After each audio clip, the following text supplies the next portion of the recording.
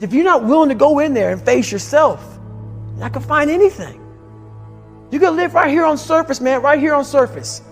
So if there is an ending to this world and there is somewhere to go and there's a judgment, you're gonna get there and you might see a chart.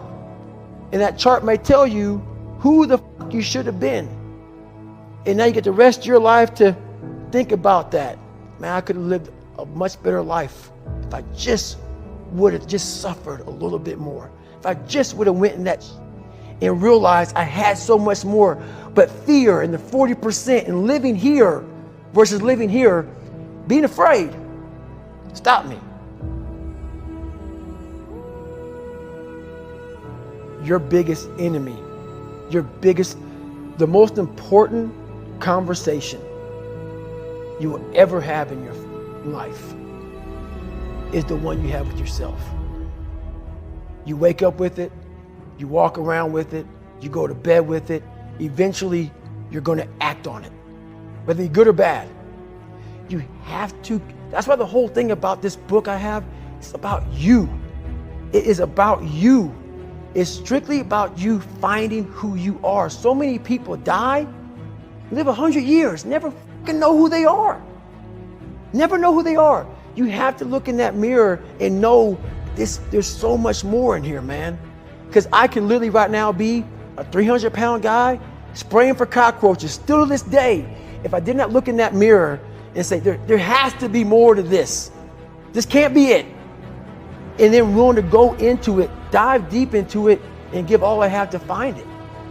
So that's what all that's about. Let's say there's 10 people in this room and we're all mediocre. But I'm the best of the mediocre people. I now think I'm great. I'm great. We surround ourselves around people that make us feel great. They tell us what we want to hear. The second we put ourselves amongst the uncommon people, we don't like that feeling, that challenging feeling of that person who's waking up at 3:30 in the morning and say, hey, push your shit on, we're going for a run. We don't like that challenge. We like that person who says, hey, you know what, man, I don't feel good today, man. And they say, oh, it's okay, brother. We'll take a day off, man. We'll get a pizza and watch the game. We like that. We love that feeling. Why? Because you understand, man, we're good, bro. We don't want that motherfuckers like this. Hey, man, no, bro. Get your fucking shit on, man. Stop being a punk. We don't want that in our lives. We don't want that person who's constantly challenging our weaknesses. We want that person who's constantly, making us feel nice and good and secure in ours. That's the mediocrity of life. We want to be the best amongst the average people. People wonder, how do you stay hungry all the time? Because after I accomplish something, I don't sit back like a lot of guys who graduate buds, graduate this, graduate that. They get comfortable. They wonder why I'm getting weak, man. I don't know, I lost my edge. What's going on? Because once you hit the top of the fucking mountain, guess what happened? I'm good. I'm good. So you wonder why you're falling down now. Because once you reach the top of the mountain, you got to build another one. That's mediocrity. There's a lot of people in mediocrity who have a nice resume, but they're one-timers, man. They hit a one-time deal. They busted it open, got a lot of money, but they're good. You're mediocre now, man. What are you fucking doing today, tomorrow, the next fucking day? That's why I don't listen to theorists. I don't listen to all that bullshit. I listen to a motherfucker who's like this, man. What's wrong, man? I'm fucking tired, dude. Why are you tired? Because tomorrow, I gotta do the fucking shit again, man. Whatever the shit is that made me fucking nauseous and sick to my stomach, it made me hurt. There's no ending. And that's the person I listen to. That's the person who's gained knowledge. You gain knowledge through suffering. And on the other end of suffering is a world that very few have ever seen. It's a beautiful world because that's where you find yourself. You don't find yourself in over here. You find yourself on the other end. Like the 100-mile race I was on, I ran it for 24 hours. I found myself on the other end of that race.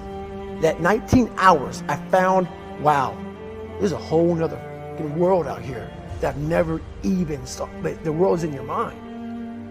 And that's what all that mediocrity is about. The mind has the tactical advantage over you at all times. At all times of your life, the mind has a tactical advantage over you. Why is that? It knows what you're afraid of. It knows your insecurities. It knows your deep, dark lies. And it starts to push you away from that. It pushes you in a direction that is comfortable. The mind controls everything. So what I realized was that when I was growing up and I was 300 pounds and I got all fat and I got all insecure, I realized that my mind kept taking me in this direction. When things got uncomfortable for me, when I was facing my insecurities, I was facing my fears, my mind said, oh no, we have the tactical advantage. We need to get you, separate you from this feeling over here. Life's all about feelings. We want the happy feeling. We don't want that feeling of this sucks.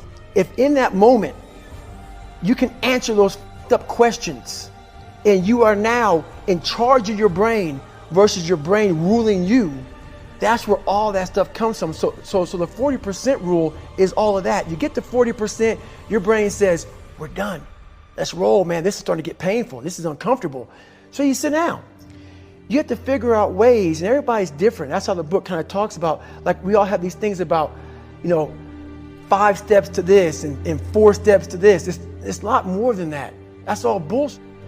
It's a practice that you have to, it's a habit. So if you know that at 40%, I'm feeling pain.